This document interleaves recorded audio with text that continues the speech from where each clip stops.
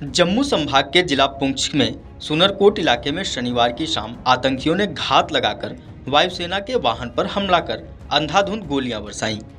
इसमें 5 जवान घायल हो गए, जिसमें से एक जवान बलिदान हो गए।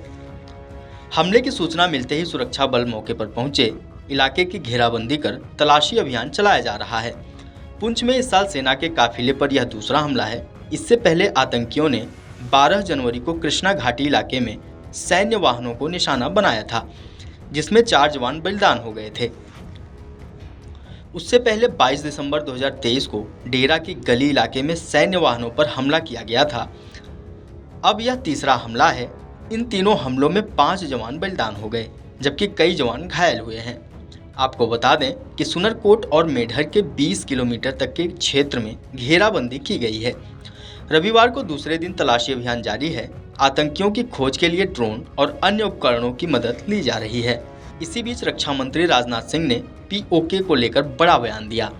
रक्षा मंत्री राजनाथ सिंह ने कहा कि भारत पाकिस्तान के कब्जे वाले कश्मीर यानी कि पीओके पर अपना दावा कभी नहीं छोड़ेगा। उन्होंने कहा कि लेकिन इसे बलपूर्वक अपने कब्जे में करने की आवश्यकता नहीं पड़ेगी, क्योंकि इसके लोग कश्मीर में विकास को देखकर स्वयं इसमें शामिल होना चाहेंगे। एक इंटरव्यू में रक्षा मंत्री ने कहा कि जम्मू कश्मीर में जमीनी स्थिति में काफी सुधार हुआ है और एक समय आएगा जब केंद्र शासित प्रदेश में AFSPA यानी कि सशस्त्र बल विशेष अधिकार अधिनियम की आवश्यकता नहीं होगी। उन्होंने कहा कि यह मामला केंद्रीय गृह मंत्रालय के अधीन है और वह उचित निर्णय लेगा। उन्होंने कहा कि जम्मू कश्मीर में चुनाव भी जरूर होंगे, लेकिन उन्होंने इसके लिए कोई समय सीमा नहीं दी है।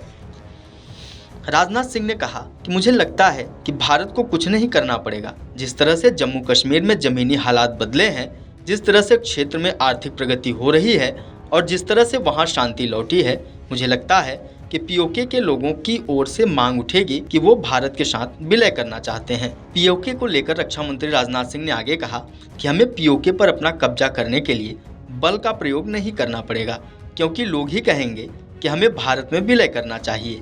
ऐसी मांगे अब उठ रही हैं। पीओके हमारा था, है और हमारा रहेगा। जम्मू कश्मीर में जमीनी हालात में सुधार का हवाला देते हुए उन्होंने कहा कि वहां जल्द ही विधानसभा चुनाव होंगे, लेकिन उन्होंने कोई समय सीमा नहीं बताई है। उन्होंने कहा कि जिस तरह से जम्मू कश्मीर में स्थिति में सुधार हो रहा है, मुझे लगता है एक समय आएगा जब वहां अफस्पा की आवश्यकता नहीं होगी। यह मेरा विचार है और इस पर निर्णय गृह मंत्रालय को लेना है। Video desk amarujala.com। अगर आप ये वीडियो YouTube पर देख रहे हैं तो हमारे चैनल को सब्सक्राइब करें और बेल आइकन को दबाना ना भूलें। अगर आप Facebook पर ये वीडियो देख रहे हैं तो हमारे पेज को लाइक करें।